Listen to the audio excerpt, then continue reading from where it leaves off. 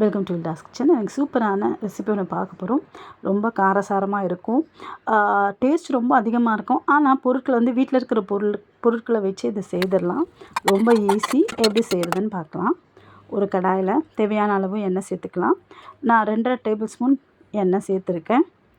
எண்ணெய் பொறுத்த வரைக்கும் இதுவே கொஞ்சம் அதிகம்தான். நீங்கள் இதை கம்மி பண்ணிக்கிறதுனாலும் பண்ணிக்கலாம். இப்போது அது சூடாகட்டும். சூடாக 2 கிராம்பு, ஒரு சின்ன துண்டு பட்டை நம்ம சேர்த்துக்கலாம். நான் ரொம்ப குறைவாக தான் சேர்த்துருக்கேன், ஏன்னா கரம் மசாலா வேறு கூட சேர்க்க போகிறோம். ஒரு 1/4 டீஸ்பூன் வந்து சோம்பு சேர்த்துக்கலாம். ஒரு 1/4 டீஸ்பூன் வந்து ஜீரகம் சேர்த்து இது பொரியட்டும். இது பொரிஞ்ச பிறகு நம்ம என்ன பண்ணலான்னா கருவேப்பிலை சேர்த்துக்கலாம். 2 பெரிய வெங்காயத்தை கட் பண்ணி வச்சுருக்கேன். பாருங்கள், இந்த மாதிரி பொடி பொடியாக கட் பண்ணால் ரொம்ப நல்லாயிருக்கும். பாருங்கள், இது வந்து நல்லா பொன்னிறமாக வதக்கணும் வெங்காயத்தை. நான் இப்போ வந்து இந்த ட்ரைப்ரை கடாயை தான் யூஸ் பண்ணுறேன். பாருங்கள், நல்லா திக்காக இருக்கிறதுனால இது அடி பிடிக்கும், தீஞ்சு போயிடும், அப்படியே ஒட்டிக்கின்ற கவலையே வேண்டாம். இப்போது 1.5 டேபிள் ஸ்பூன் வந்து நம்ம இஞ்சி பூண்டு பேஸ்ட் சேர்த்துக்கலாம். நல்லா கிளறி விடலாம். நல்லா வதங்கட்டும், பச்சை வாசனை போகட்டும். இப்போது 2 பெரிய தக்காளியை வந்து கொரகொரப்பாக ஒன்றும் பாதியமான்னு சொல்லுவாங்க, அந்த மாதிரி அரைச்சி எடுத்துக்கலாம். பாருங்கள், இது நல்லா வதங்கின பிறகு இப்போது 1/2 கிலோ எறா நம்ம சேர்த்துக்கலாம். ஏற்கனவே நான் தோலெல்லாம் உரிச்சு அந்த இருக்க எல்லாமே க்ளீன் பண்ணி எடுத்தாச்சு.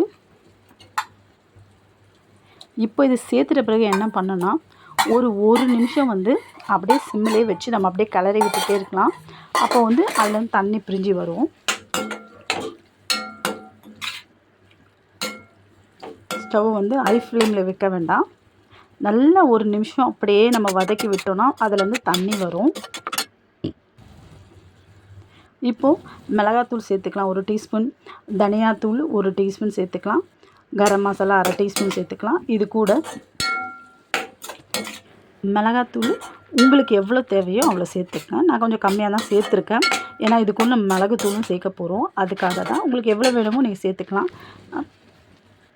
மஞ்சத்தூள் 1/4 டீஸ்பூன், அப்புறமா மிளகுத்தூள் 1/2 டீஸ்பூன் சேர்த்துருக்கேன். நீங்கள் அதிகமாகவும் கூட சேர்த்துக்கலாம், குறைவாகவும் சேர்த்துக்கலாம். இப்போ பச்சை வாசனை போன பிறகு நம்ம தண்ணி அளவாக சேர்த்துக்கலாம். ஒரு 3/4 கப்பு வந்து தண்ணி சேர்த்தா போதும். இது ரொம்ப நல்லாயிருக்கும். உப்பு தேவையான அளவு சேர்த்துக்கலாம். மூடி போட்டு இந்த நல்லா உப்பு போட்டோம்ல, இப்போ நல்லா மிக்ஸ் பண்ணி விட்டுடலாம், கலக்கி விட்டுடலாம். இப்போ மூடி போட்டு 8லேருந்து ஒரு 10 நிமிஷம் நம்ம எறாவை வேக வச்சு எடுத்துக்கலாம்.